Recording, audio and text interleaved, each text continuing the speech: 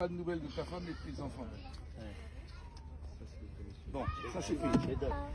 Nos femmes c'est pareil, ils n'avaient aucune locomotion. Il n'y avait pas de machine à laver, rien du tout. Elle avait à la main, les pauvres femmes, à casser du bois pour le feu. Aujourd'hui on tourne un bouton, on a le feu à gaz. Bon, c'est pour vous dire qu'il y avait rien. Il n'y avait rien. Bon, c'est pas.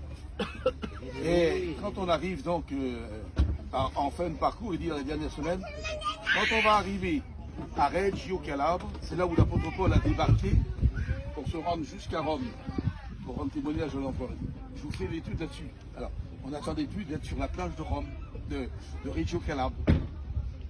Si un jour vous allez à Reggio, allez sur la plage. C'est une plage qui fait au moins 2 km comme ça. Il n'y a pas un seul buisson, pas un seul arbre. C'est des galets. Si quelqu'un vient, tu l'entends venir de loin. Je me souviens que ce frère Coussin qui avait dit, alors ça, comme c'est toi le plus jeune, tu vas aller chercher à manger, on va ramasser du bois mort, on va faire un feu, et on se fera griller un petit morceau de viande et je vous fais l'étude. On était 7. J'achète donc 7 morceaux de viande, avec du pain, etc. Et quand j'arrive, donc le feu était préparé. Alors chacun faisait cuire son petit truc, et puis le Cossack commence à ouvrir sa Bible, et il nous parle de cet événement que Saint Paul était venu atterrir jusque-là pour aller rendre témoignage à l'empereur de Rome. Et puis, allez savoir comment, un homme est à côté. Personne ne l'a vu. Et le frère le Cossack, il dit sur moi, il reste rien à manger pour le monsieur là? Je ne crois pas, Cossack. Je m'approche, et je vois un 8e morceau de viande dans le papier. Alors c'est moi qui le prends, et puis je lui fais griller, et puis j'écoutais toujours l'enseignement. J'y mets dans du pain, et quand je lui emmène vers le monsieur là, ouais, lève-toi, fils-toi. Eh bien mon bon frère était encore plus grand que toi. Bon, il fallait que je regarde comme ça. Un homme des cheveux blancs jusqu'à là, C'était pas moi. et des yeux bleus dans la tête que j'ai jamais vu de ma vie. Quand je lui ai donné le morceau de pain là, il l'a pris et il a fait comme ça sur moi. Voilà, j'ai regardé, puis j'ai regardé. Et puis je l'ai laissé, et puis le Cossack, il a terminé son exposé, et puis il a regardé sa montre. Il a dit les frères, on est attendus jusqu'à Rome pour faire la réunion, il faut se dépêcher. Et on monte dans la voiture, et au bout d'à peu près 5-10 minutes, c'est le frère le Cossack qui a eu le déclic. Il a commencé à dire, est-ce que quelqu'un a vu venir le monsieur et qu'il l'a vu repartir? Et là, on l'a compris. Personne ne l'a vu venir, personne ne l'a vu partir. Alors je ne te dis pas les paroles en langue dans l'auto là-bas. Il dit des frères, vous avez été en présence d'un ange du Seigneur.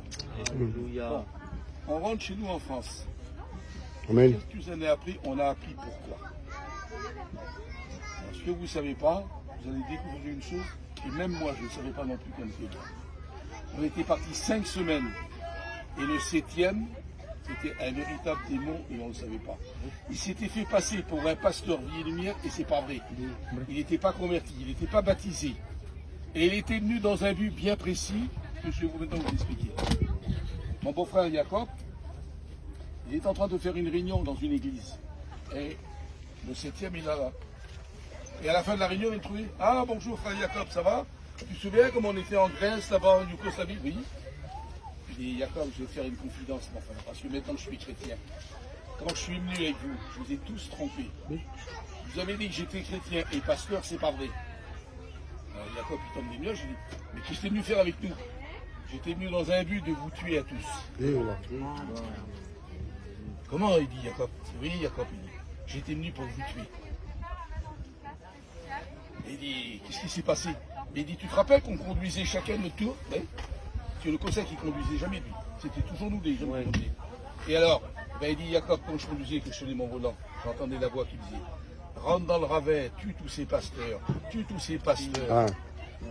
Jacob a étonné, il dit, mais pourquoi tu ne l'as pas fait? Il dit, Jacob, comme je voulais braquer, c'était des mains invisibles qui me tenaient. Je ne pouvais pas, le volant était bloqué. C'est là qu'on a compris la présence de l'ange à Reggio. Il est dit que l'ange de l'Éternel campe autour des Amen. et il les arrache. Amen. Alors ça, nous, on l'a vécu. Alors, quand tu as vécu des expériences comme ça, des petites bricoles qui aujourd'hui, ça glisse sur Amen.